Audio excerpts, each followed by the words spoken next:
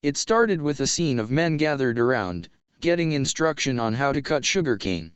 One slave, Solomon Northup, saved the juice of blackberries in his meal, to make ink for a letter he is planning of writing, but it is insufficient and was never able to finish the letter. In the crowded slave quarters, a woman tried to come on to Solomon, however, he preferred to be left alone, to think about his past, with his family, his life as a free man, before it was all stolen from him, to finding himself being stripped of his identity, chained to the ground, and sold as a piece of property, with a brand new name, Platt. A buyer named Ford took him and others to his land, where they work under brutal supervision, to enforce rules and punishment. One manager hated Solomon and picked fights with him, but Solomon kicked his butt instead.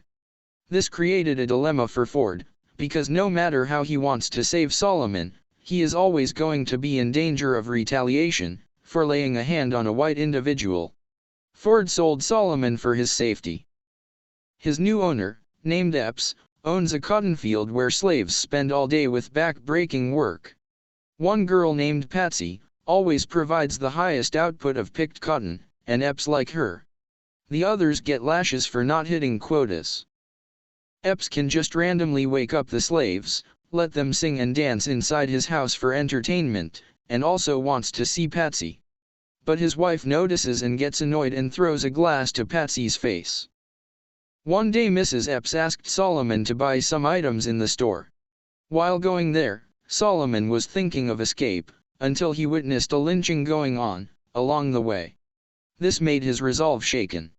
In the store, after seeing the items requested by Mrs. Epps included a piece of paper, he kept one sheet to himself and hid it for use later on.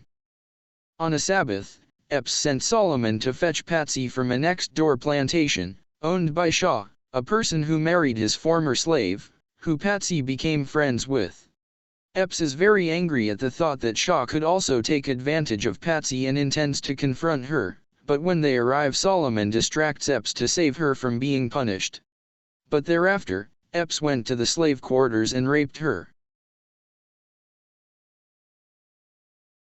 One night inside the house, the slaves are gathered and given treats by Mrs. Epps, all except Patsy, who Mrs. Epps attacked by slicing her face, to show her contempt and anger to Epps' favorable treatment of Patsy.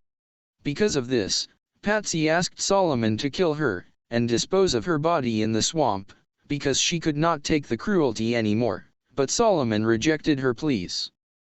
When Epps' cotton crops were hit with bugs infestation, he loaned his slaves to another landowner for a fee, something he badly needs to pay his debt. There, Epps got the opportunity to earn by playing violin during a party. When time came for them to go back to Epps, Solomon found a new worker alongside them in the cotton fields, Arzbai, who is white. He is not punished like them, for not being as productive. He appears to be sympathetic to their suffering, and Epps gambled in giving his only coin earned playing violin, as payment for a request, to send a letter to his folks back home in Saratoga. But Arzbai betrayed him. And Epps came to confront him about this. Luckily Solomon was quick to flip the story and tag the Arzbai a liar. Time passed and Solomon again found another white person as a hired hand, named Bass. He overhears the conversation of Epps and Bass, and realized that Bass has a different point of view and is against the concept of slavery. When the opportunity arose, Solomon asked Bass to write his folks back home, which Bass agreed.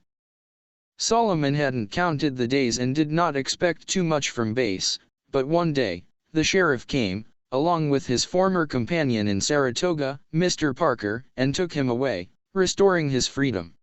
He came back to meet his family, who are now 12 years older and totally wrecked and heartbroken seeing him.